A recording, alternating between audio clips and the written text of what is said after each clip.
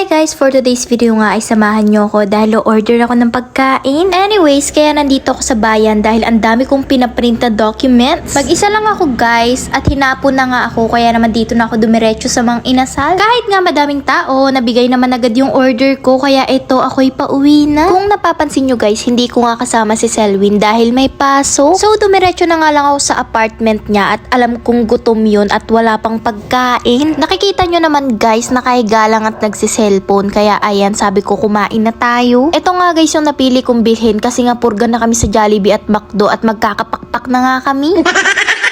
Anyways guys, yung mga inasikaso kong papers is for CSE.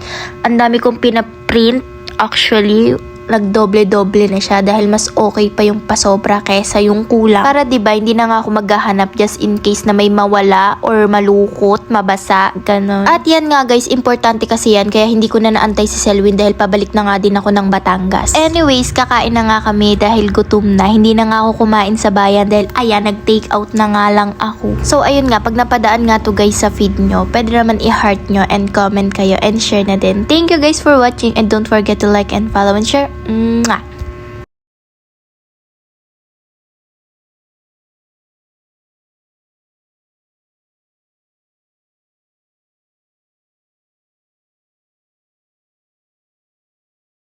Sa plate meal, so at least makasurvive naman yung Philippines. Pero magkatatawa ko sa ito dahil Yung pala nga akin.